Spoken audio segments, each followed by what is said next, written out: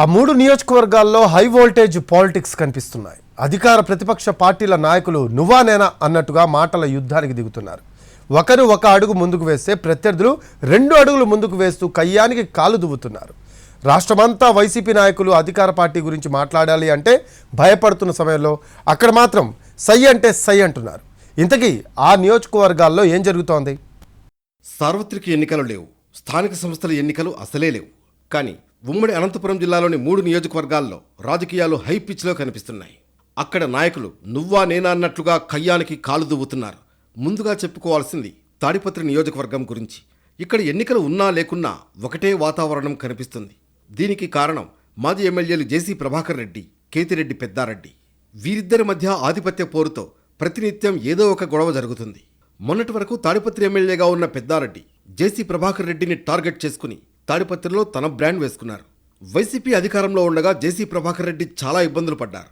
వ్యాపార సంస్థల మీద కేసులు ఎదుర్కొని జైలుకు కూడా వెళ్లారు. అయితే ఇప్పుడు కూటమి ప్రభుత్వం అధికారంలోకి రాగానే పెద్దారెడ్డిని టార్గెట్ చేసుకుంటూ ఆయన రాజకీయాలు చేస్తున్నారు. ఇటీవల వైసీపీ నాయకుల్ని టార్గెట్ చేసుకుంటూ ఇల్లు కూల్చివేత సంఘటనలు తీవ్ర ఉద్రిక్తతలకు దారితీశాయి.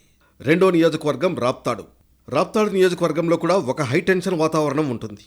ఇక్కడ పరిటాల కుటుంబానికి, తోపుదుర్తి ప్రకాష్ రెడ్డి కుటుంబానికి మధ్య రాజకీయ వైరం చాలా ఏళ్లుగా నడుస్తోంది.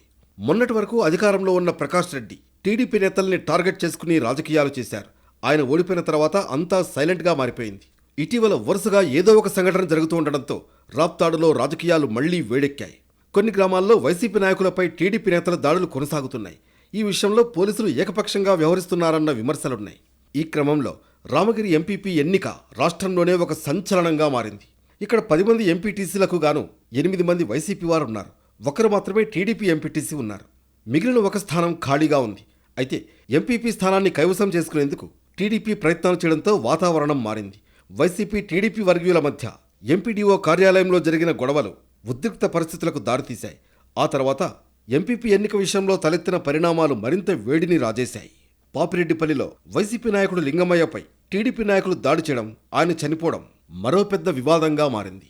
పెనుకొండ నియోజకవర్గం విషయానికొస్తే ఇక్కడ మాజీ మంత్రి మధ్య వార్ పీక్ స్టేజ్కు చేరుకుంటోంది. గతంలో మంత్రిగా పనిచేసిన ఉషశ్రీ చరణ్ పెనుకొండ కేంద్రంగా రాజకీయాలు చేస్తున్నారు. ప్రస్తుతం ఆమె వైసీపీ జిల్లా అధ్యక్షురాలుగా కూడా ఉన్నారు. అయితే ఇదే నియోజకవర్గంలో టీడీపీ నుంచి గెలిచిన కురుబ సవిత మంత్రిగా ఉన్నారు. నియోజకవర్గంలో ప్రతి అంశం మీద మాజీ మంత్రి మధ్య మాటల యుద్ధం సాగుతోంది. సవాళ్లు ప్రతి సవాళ్లతో పెనుకొండలో పరిస్థితులు నివురుగప్పిన నిప్పులా మారాయి. ఈ 3 నియోజకవర్గాల్లో నిత్యం ఉద్రిక్త పరిస్థితులు చోటు చేసుకుంటున్నాయి.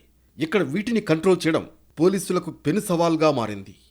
నిడదవోలు మున్సిపాలిటీలో కీలక మార్పులకు రంగం సిద్ధమైంది.